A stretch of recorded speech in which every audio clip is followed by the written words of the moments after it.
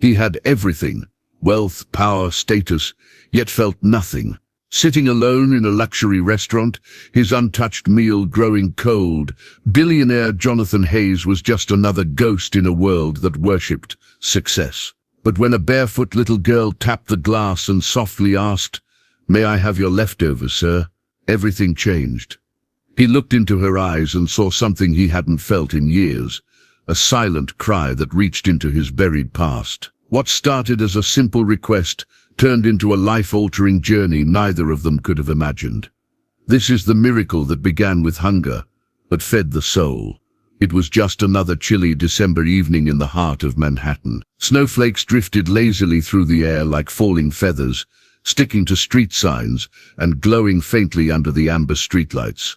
The restaurants were packed, laughter echoed from the sidewalks, and Christmas music played softly in the background of passing cars. The city looked beautiful, alive, bright, full of joy. Inside La Fiorentina, a high-end Italian restaurant with warm lighting and polished mahogany furniture, millionaire Jonathan Hayes sat alone at a table beside the wide glass window. He wore a sleek navy suit, tailored to perfection, and a Rolex that gleamed every time his hand moved. The table was set elegantly: crystal glass, silver cutlery, a bottle of untouched wine, and a half-eaten plate of pasta that had long gone cold.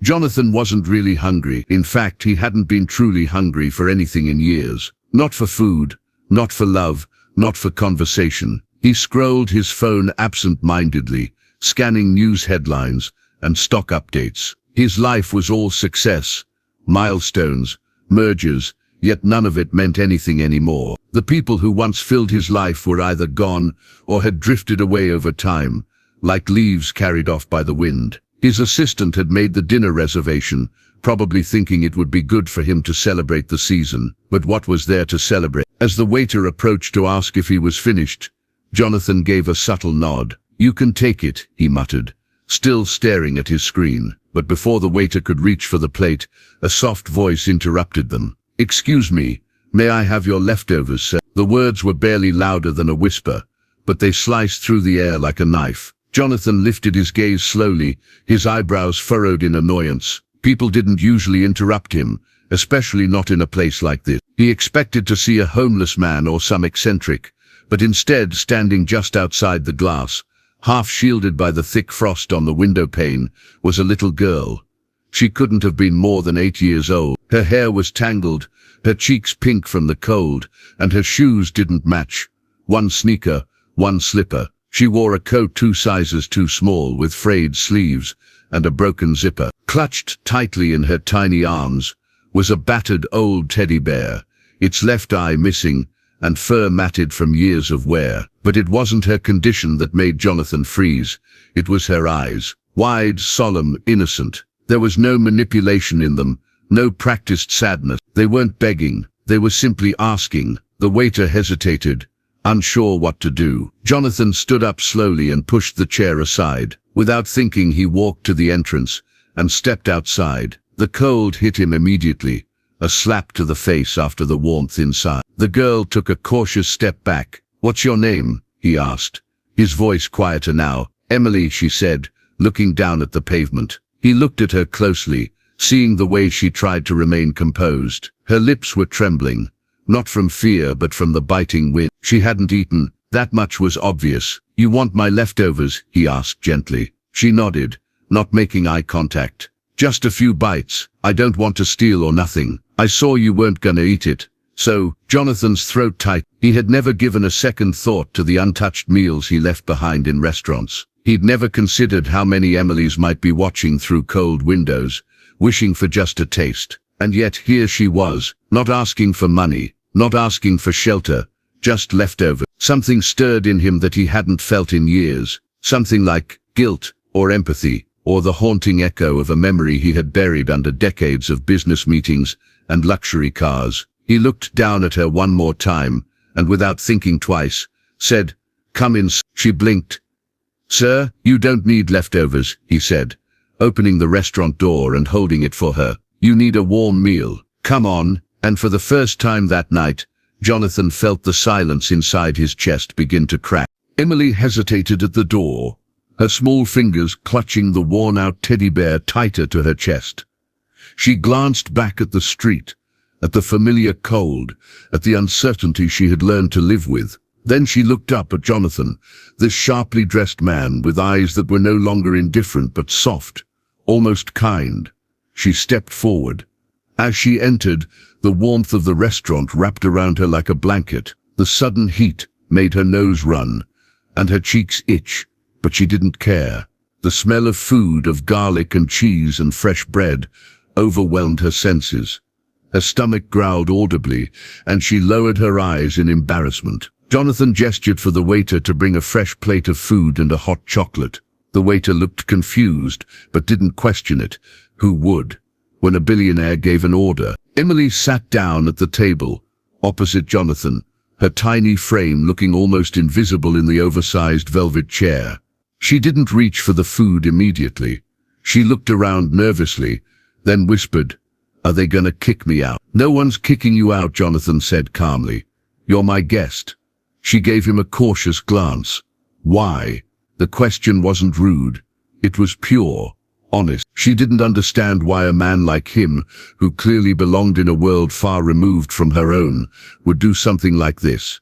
Jonathan didn't know how to answer at first. He wasn't sure himself, but something about her made the answer feel simple. "Because you asked me for something I never thought about before." She frowned, confused, but said nothing more. When the food arrived, spaghetti with warm garlic bread and a slice of chocolate cake on the side, Emily's eyes widened, but still she waited. "Can I eat?" Jonathan nodded. The first bite made her close her eyes. It was slow, careful, like she was trying to make it last forever. She chewed with intention, like someone who hadn't had a hot meal in days and didn't know when the next one would come. Jonathan didn't speak. He just watched her, and for the first time in years, he didn't feel alone. He leaned forward slightly. "Where do you live, Emily?" She paused, wiping her mouth with her sleeve. "My mom got sick. We used to live in a little apartment near the bridge, but when she passed, I stayed with some people at the shelter. They tried to help, but there's too many kids now. They said there's no space, so I just walk around. I find warm places." Jonathan stared at her, trying to process the reality she spoke of so casually. A child, navigating a city like this on her own. No protection, no roof, no safety net. "Where's your dad?" Emily shrugged. "Never met him." There was no bitterness in her voice, no drama, just truth. It hit him harder than any dramatic story ever could. It was the ordinary pain in her voice that broke something in him. "You've been sleeping outside." "Sometimes," she said. "Sometimes I sit in train stations 'cause they're warm, but the guards get mad." Jonathan exhaled, leaning back, his mind spinning. All his life had been about moving forward, building higher, acquiring more. But here was a little girl who just wanted warmth, safety, a full meal. She finished the last bite of garlic bread, then quietly pushed the plate back and looked down again. "Thank you," she said, like it was the most sacred word she had left. "You don't need to thank me," he said, voice rougher now. "You need something more than food." She tilted her head slightly. "Like what?" He didn't answer right away. Instead, he looked past her to the frosted window, where the city lights blurred with the snow. He saw his own reflection faintly overlaid on hers, two people from different worlds sitting at the same table. Then he remembered something. A hallway, a line of the sound of his mother's breath rattling through her chest as she held him, whispering that one day he'd have a life where no one would ever go hungry again. He had buried that promise a long time ago. "You remind me of someone," he finally said. "Someone who saved me when I was small." Emily didn't respond. She just stared at him, like she could see something inside him shifting. He stood up, pulled out his wallet, and tossed a few $100 bills on the table. But this time, not for the food. It was habit. He knew he wasn't coming back here. Not tonight. "Would you come with me for a while?" he asked, bending down to her level. "I want to show you something." Emily froze. "Are you going to call someone?" "No," he said gently. "I promise. I just want to show you a place." She clutched her teddy bear. "What kind of place?" He took off his coat and wrapped it around her shoulders. a place that used to mean everything to me. I think it could mean something to you too." Snow danced across the windshield as the city lights faded into the background. Emily sat in the passenger seat, wrapped in the thick wool of Jonathan's coat, her knees pulled to her chest, still holding tightly onto her teddy bear. She didn't ask where they were going. She simply stared out the window, watching the world blur by like a dream she wasn't sure she belonged to. Jonathan gripped the steering wheel tightly, his mind racing. The silence between them wasn't uncomfortable. It was heavy, filled with thoughts neither of them spoke. For him, this drive wasn't just about taking her somewhere warm. It was a journey back into a past he had avoided for decades. Every streetlight they passed seemed to illuminate an old wound. After nearly an hour, they turned onto a narrow side road. Snow had blanketed everything, giving the street an almost magical hush. Jonathan parked in front of a large brick building, old and quiet, its front steps dusted in untouched snow. The iron gate creaked as he pushed it open, and Emily stepped out of the car, looking up at the structure. "What is this place?" she asked, her breath turning into mist. "It used to be a shelter," Jonathan replied. "My mother and I lived here when I was your age. Back then we had nothing. She worked night shifts, skipped meals so I could eat, read stories to me, even when she was sick. This place was where I first learned the meaning of hope." Emily looked at the building with new eyes. There was nothing luxurious about it. The windows were dark, the paint was peeling, and the door was weather-worn. But in the stillness it didn't feel abandoned. It felt like it was waiting. Jonathan pulled a set of keys from his coat pocket and unlocked the door. It creaked open, revealing a large empty hallway. The air was cold but clean. The structure was still solid, the bones strong. He flipped on the switch. Dim yellow lights flickered to life, casting long shadows on the faded walls. They walked through the halls, past empty rooms that once held cots, laughter, tears, and whispered prayers. Jonathan stopped in the center of what used to be a dining area and looked around. "I bought this place years ago," he said quietly. "I didn't know why.